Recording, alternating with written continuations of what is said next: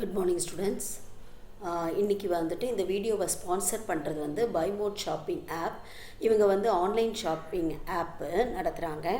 இது வந்து நமக்கு ப்ளே ஸ்டோர்லேயும் இருக்குது, ஆப் ஸ்டோர்லேயும் இருக்குது. டிஸ்கிரிப்ஷனில் லிங்க்கு கொடுக்குறேன், செக் பண்ணி பாருங்கள். ரைட்டா?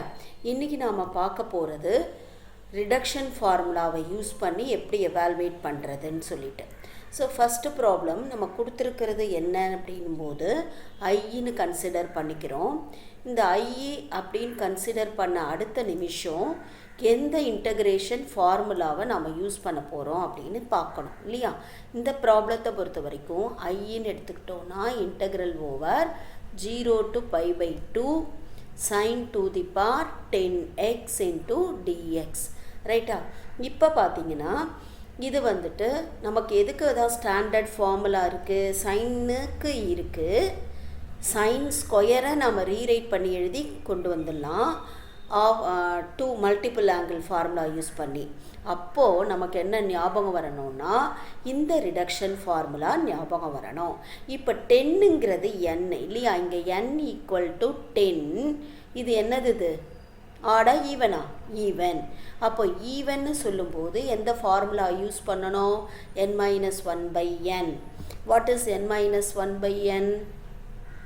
10-1/10 n.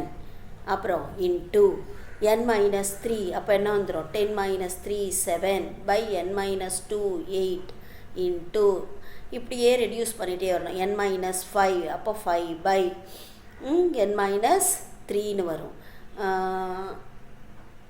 இதே மாதிரி போடும்போது 5/6 இன்டூ என்ன வரும்? 3/4ன்னு வரும். இன்டூ 1/2 இன்டூ π/2 இப்படி முடியும்.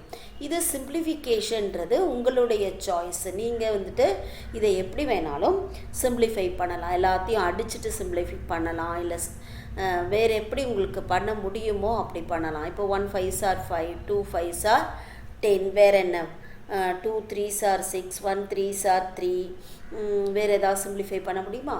அப்போது எல்லாத்தையும் மல்டிப்ளை பண்ணி எழுதணும். மல்டிப்ளை பண்ணி எழுதும்போது உங்களுக்கு என்ன கிடைக்கும்? சிம்பிளிஃபை பண்ணிங்கன்னா 63π/512ன்னு கிடைக்கும். ஆர்டினரி மல்டிப்ளிகேஷன் உங்கள் சாய்ஸ். பையை நீங்கள் பையாவே வச்சுக்கணும். சரிங்களா? அடுத்தது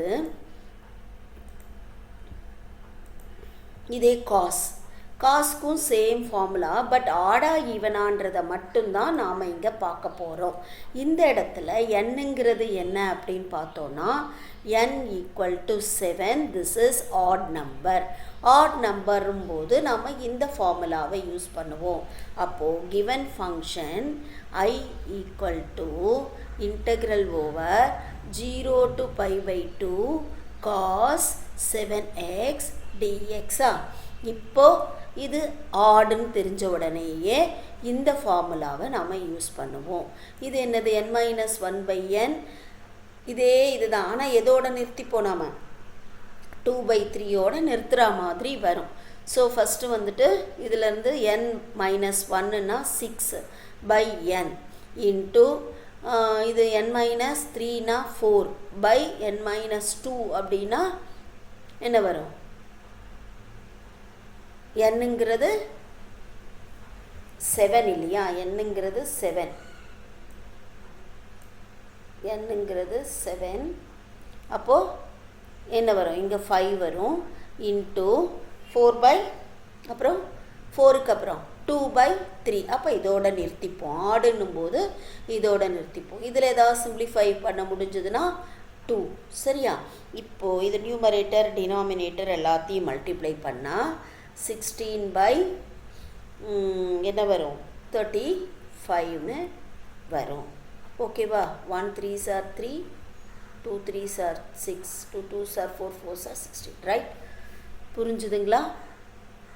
தேங்க்யூ ஸ்டூடெண்ட்ஸ்.